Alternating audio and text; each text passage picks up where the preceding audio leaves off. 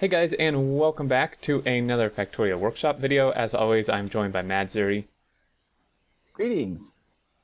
And we are going over another rail junction type thing here, submitted by Xantaxia again. If you remember, he submitted this one down here, which Zuri and I really liked. This one is actually for a 4-lane train system. If you have a lot of train throughput and such, you may go to a 4-lane system, and this is a junction for that. And it's a beast. It's huge. A ton of signals. In fact, over 100 signals in here total. And yeah, I mean, you can take over, Zuri. I think there's not too much to say about it. I'm trying to line something up real quick. Okay.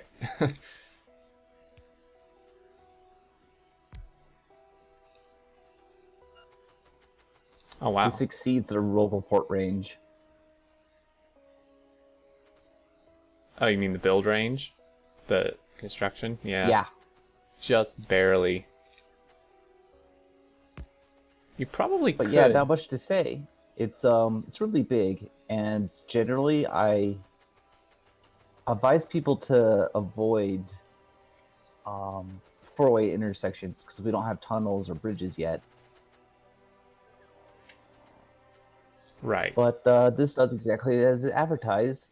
There's a way to turn from every way to every which way. It's signaled correctly and will not jam.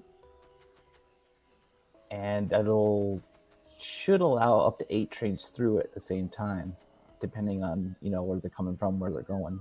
Right.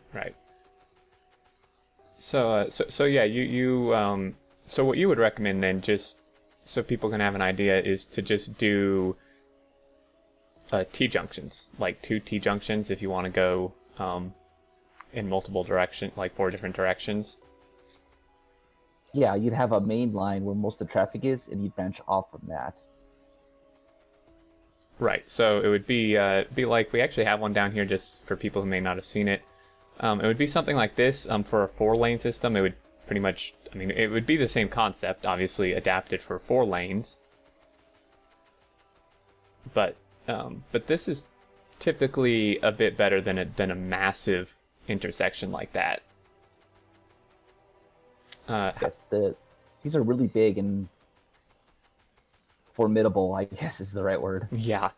It takes a lot of space and a lot of rail and signals, but if you want to do an intersection, this one, I mean, this will work, right? I mean, we didn't test everything because without building like an entire train network, it would be really hard to fully test this, but the signals look okay, and yeah, like Zuri said, I mean, it can go any direction, pretty much from any direction. So, I mean, like this rail here, I mean, he can go straight this way, he can turn and go down this way, or he can take a tight left and go up, or take a less tight left and go up this way. Really allows for any direction. And you'll notice that there aren't any lane switchers in this, which is, I consider, a good thing. Because if you ever done a lot of rails and you put lane switchers in the intersections, you'll notice that trains make a lot of stupid decisions. They'll block lanes that they don't need to. It's really quite a pain. So this is what I consider a proper way of doing this, to avoid lane switching inside the intersections. Very good point. Yeah. And just for people, people who may not be aware of the terminology, a lane switcher is essentially like just when you switch lanes, right? When you just go like that, correct?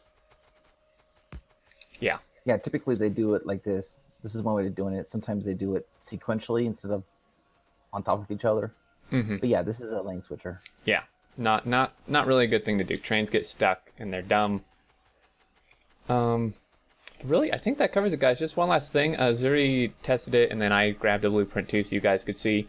A nice thing about this is you can take any section of this and, like I blueprinted this corner here. This is what this is from, and you can rotate it, and it will fit anywhere else. So like this guy will now fit here.